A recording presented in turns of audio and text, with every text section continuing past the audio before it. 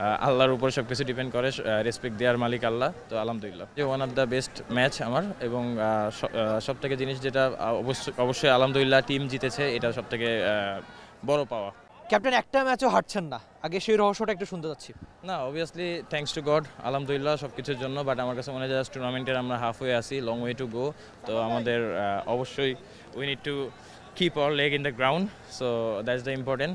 So let's hope for the best ইনশাল্লাহ।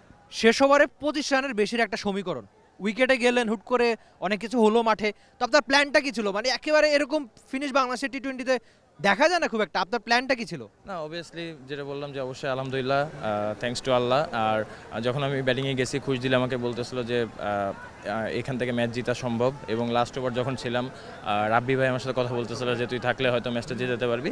So আমার কাছে মনে হয় যে বিশ্বাসটা অবশ্যই ওই সময় কাজে দিয়েছে, এবং অবভিয়াসলি আল্লাহর উপর সব কিছু ডিপেন্ড করে, রেসপেক্ট দেওয়ার মালিক আল্লাহ। তো আলহামদুলিল্লাহ বাংলাদেশের হয়ে মানে সব মিলিয়ে আপনি স্বীকৃত টি-20তে প্রায় 200টার বেশি ম্যাচ ফেলছেন। তো অনেকবার ব্যাটিং করেছেন, অনেক ম্যাচ জিতিয়েছেন। এটা কি আপনার টি-20 ক্যারিয়ারের সেরা ইনিংস কিনা সেটা একটু শুনতে চাচ্ছি। এমন ম্যাচ উইনিং নক আসলে মানে যারা দেখেছে অনেক দিন মনে রাখবে। না, অবভিয়াসলি এটা আমার কাছে মনে হয় যে one of the best match আমার, এবং সবথেকে জিনিস যেটা অবশ্যই আলহামদুলিল্লাহ টিম জিতেছে, এটা সবথেকে বড় পাওয়া। আর মানে মানুষের ভালোবাসা নুরুল হাসান সবসময় পায়। তো এখন মনে হচ্ছে কিনা এমন একটা ইনিংসের পর ক্রাউডরা অনেক চিয়ার্স করছে আপনার নামে, তো তাদের জন্য নিশ্চয়ই কিছু একটা বলা রয়েছে। অবভিয়াসলি দেখেন, রংপুর রাইডার্সের অনেক বড় একটা ফ্যান বেজ আছে, তারা সবসময় আমাদের সাথে থাকে, অনেক সাপোর্ট করে।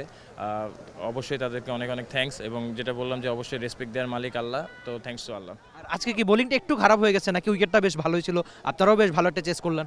না, অবভিয়াসলি বলাররা তাদের হার্ড অ্যান্ড সোল ট্রাই করছে, হয়তো প্রতিদিন একরকম যাবে না, হয়তো কিছু জায়গায় আমরা মিস্টেক করেছি। এই জায়গাটা যেটা বললাম লং টুর্নামেন্ট, তো ওই জায়গা থেকে আমরা কীভাবে আরও ভালো করতে পারি, এটা দেখার বিষয়। Thank you so much captain, সামনের জন্য অনেক শুভকামনা।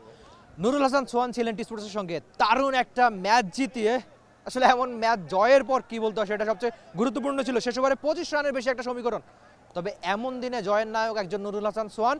আর রংপুরের 6-6 এই টুর্নামেন্টে এই দলটাকে হারাবে কে, সেটাই যেন এখন সবচেয়ে বড় প্রশ্ন।